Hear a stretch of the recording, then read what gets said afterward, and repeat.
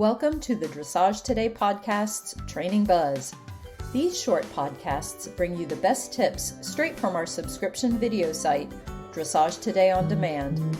To get full access to all our videos, go to ondemand.dressagetoday.com and enter promo code DTPodcast to save 15% off your subscription.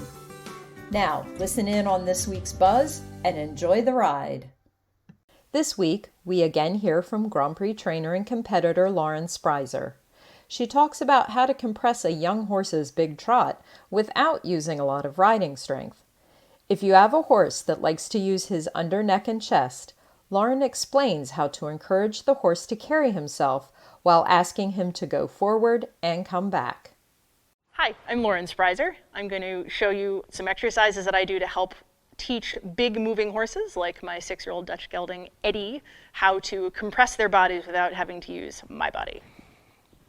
So now that Eddie here is warmed up a little bit, I want to revisit this schooling trot exercise that I briefly spoke about in my warm-up.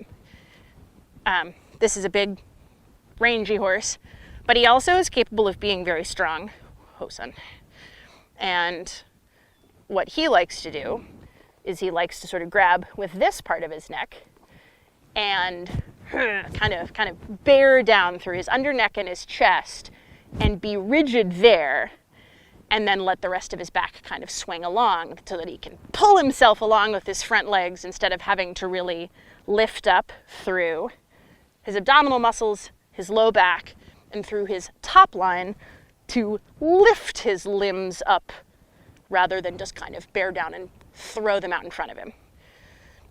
He's also a horse that, before me, I think he was allowed to be quite strong in the neck. And I'm a big, strong lady, but as I mentioned, I'm also really lazy.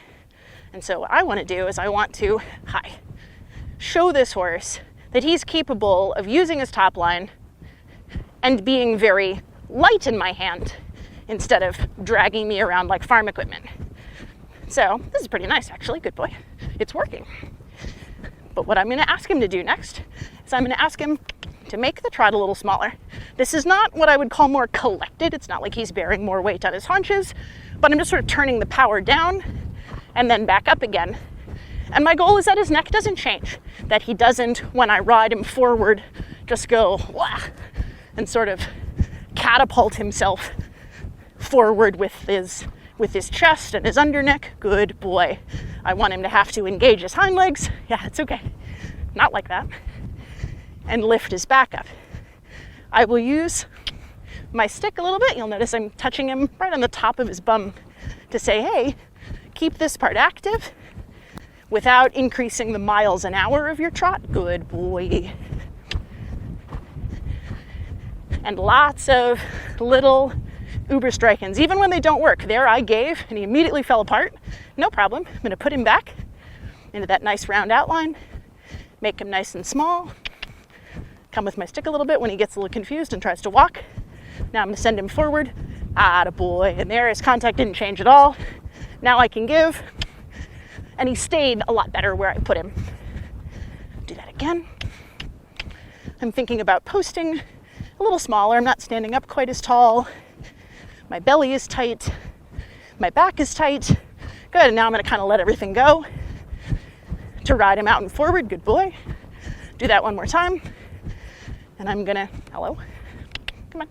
I can even give, sort of, in this exercise. Good boy. As a way of saying, hey, your ability to make yourself small has nothing to do with my hands, friend. Good job. Good job. And whenever I ask a horse to compress, a couple of times, and I've gotten the answer I want, the next thing I'm going to do is let him be long. This is Eddie's favorite thing. Eddie likes to stretch. Good boy.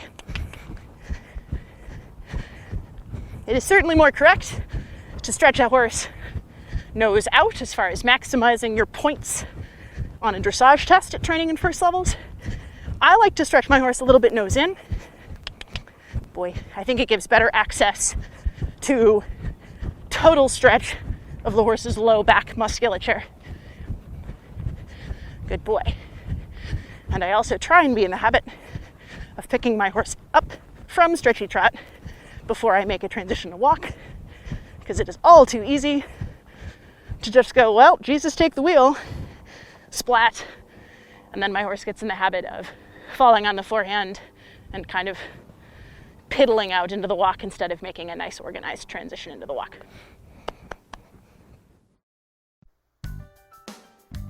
We hope you enjoyed this bonus podcast. What would you like to learn about, and what tips would you like to hear? Email me, Stephanie, at sruff@equinenetwork.com, or reach out to us on social media. Remember, go to ondemand.dressagetoday.com and enter promo code DTPodcast to save 15% off your subscription to our online catalog. Thanks for listening.